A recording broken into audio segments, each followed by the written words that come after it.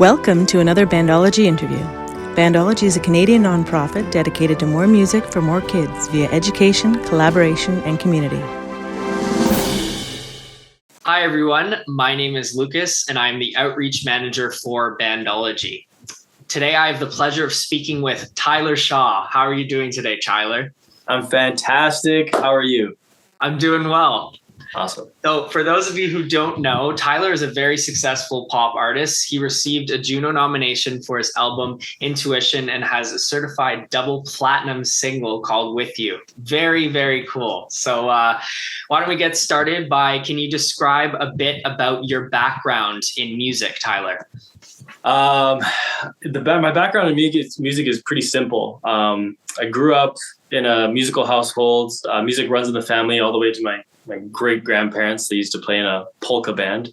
So it kind of runs in the blood. But in terms of the background and how I learned and everything, it's self-taught. All my stuff is self-taught. I learned how to play the piano on my own. I learned how to play the guitar on my own. I learned how to sing on my own. Obviously there were a few instances where, you're watching someone and you're learning by watching and all that. You kind of do everything that you're watching, but super simple, self-taught everything. Took a lot of time, but we're here.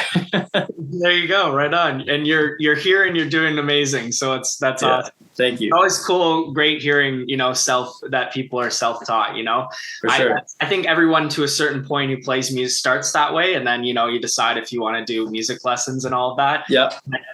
That's awesome. That's great to hear.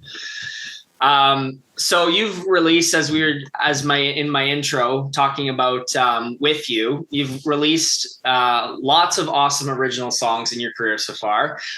What is your process for songwriting? I know every artist kind of has a little bit different process. Curious to know what yours is. It depends on the day. It really does. Generally, I like to, if we're starting fresh and I'm going into the studio either by myself or with someone else, I let the mood of the day, sunshine, rain, or whatever, kind of dictate how I'm feeling. I'll sit down on a guitar or keyboard and just start playing random chords and kind of try to find a pocket, try to find a riff that makes sense. That's starting very fresh. Other days I have a melody in my head and I'll bring that in and we'll build around that melody.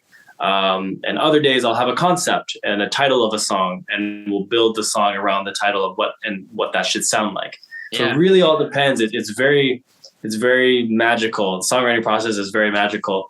And it's always like, you don't know what's going to happen, which is part of the fun, I guess, is just exploring trial and error and just, all that. And some days are tough. Like literally yesterday I spent 3 hours, on my guitar. And I had these chords that I really liked, but I couldn't, for the life of me, I was like, nothing's coming. Like melody after melody after melody was popping out, but nothing just didn't feel right. And those days happen, and that's okay for those days to happen. So we'll start again today. We'll do something tomorrow. You move on. Yeah, for sure. So, another cool thing you did was had the opportunity, as I mentioned, you got to receive Juno nomination for your album Intuition. And I'm wondering, can you describe a bit about your experience performing at Junos in 2019? Totally. It was such an amazing, I want to do it again. It was too short, but it was so much fun. I remember, just a quick story here, before I walked on stage to perform my song With You, I had my acoustic guitar backstage. And if you're backstage at the Junos, you're going to run into so many different people. And that year, Sting happened to be there. And he was chatting with David Foster, who I connected with earlier that weekend. And David was turned and looked at me and said, "Are you ready?" I was like, "I think so. Yeah, I'm really ready to go." And Sting turns to me. He's like, "Is your guitar in tune?" And I said, "I believe so, but just because you said that, I'm going to go tune it for you." And that was my interaction with Sting. That's the very, very short 2.5 seconds. That's it. Went up on stage. I killed the performance. I was really happy with how it went, and celebrated after. So it was something I'll cherish forever, and definitely something that I want to do again in the future. Cool. Yeah. Was that was the year the Junos were in London that year? London, Ontario. Yeah. Nice. Yeah. Yeah, that's awesome. Very cool. So coming up, if for those of you watching, Tyler posts, his team has a bunch of awesome social media content that is always it's really cool to see the content you've been putting out, and he has a tour coming up later this year, which is very exciting. So I just wanted to I find every artist has a kind of a different routine when they go on tour, and so I'm wondering if you could describe a bit about any routines that you might make for yourself when you go on tour. Just like anything, when you change your lifestyle or your routine, like right now I'm at home, I have a routine. When you change that up, you got to find a routine. So but generally the foundation is there, like one place to another. I have to have my sleep, I have to have tea, I have to have my vocal warm-up routine, exercise. Like it all counts towards the success of the tour. But there's even a routine before the tour has to happen. You got to sit down and do logistics and all that. So I think the most important routine though would be the vocal warm-up routine. Have to do that, especially because you're singing night after night after night. So I can't stress that enough. Yeah. I've been trying to start to do more like drum warm, but like it's really important, especially I bet, the thing that they don't say is like when you're doing a long thing like tour, it's a lot of like physical, Yes. So you need to, you're right. You need to keep active. And that's one thing I'm probably going to do in the future is like really, Sure. Take care of your body.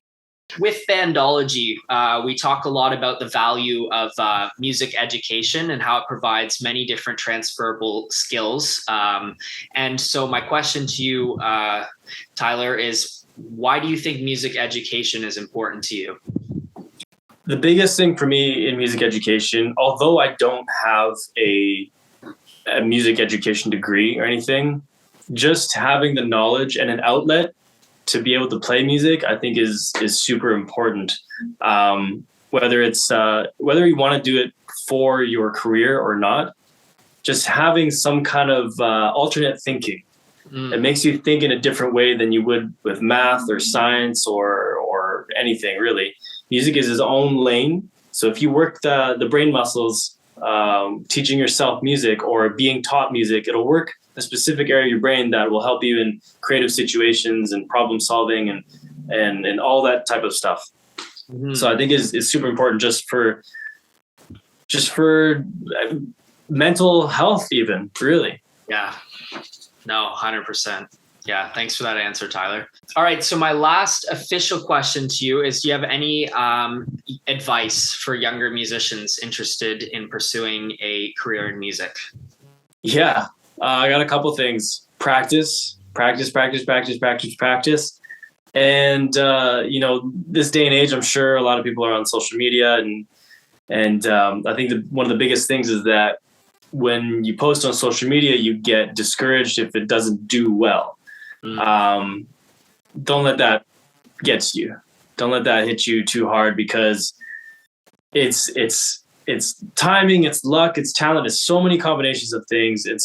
You got your own lane. Everyone has their own lane in life, and they will find their own artist to play with, or if they're their artists themselves, they'll find their own opportunities. And just keep doing what you're doing. Stay positive with what you're doing. Believe in yourself, because that's one of the hardest things to do. And practice. Practice. Yeah, practice is key. Oh, geez. Practice is so important. Yeah. So, and yeah, that's great advice. All right. So that wraps up the official portion of the interview. And so we like to, at the end of our interviews, do a little set of fast 5 questions. Cool. So are you ready? Sure. All right, here we go. Question number 1. What is your favorite movie soundtrack? Tarzan. Nice. Can't beat Phil Collins. Come on. That's the best. In the air. Great. Instrument you wish you played? Cello. Ooh, nice. Yeah. Nice. Dream vacation spot. Bali. Oh, cool. Yeah. Right on. Favorite concert? Coldplay. Coldplay. Where'd you see Coldplay? The Rose Bowl in Los Angeles. Oh, nice. Yeah, it was incredible. And last but not least, what is your hidden talent? I don't know if it's hidden or not, but I consider myself like a very good soccer player. So maybe that would be a hidden talent if people don't know that. Have you tried? How many times can you do a soccer ball on like, kick it in the air kind of thing in a row? Oh, like over 100. Oh wow, yeah. I do that with a tennis. That's my hidden talent. It's like nice. Oh, cool. Bounce the tennis ball on a racket like 200 times or something like that. Amazing. Yeah, it's nice. Yeah.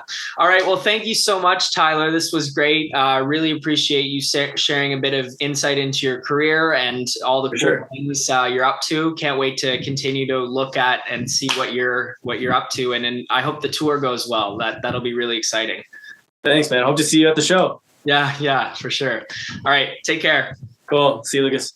Thanks for joining us. If you like what you heard, you can learn more about our organization at bandology.ca, which features information about music education, advocacy and research, and our Play a Gig and Bandcamp programs. Follow us on social media for more videos, performance, and interviews on Facebook, Instagram, and YouTube.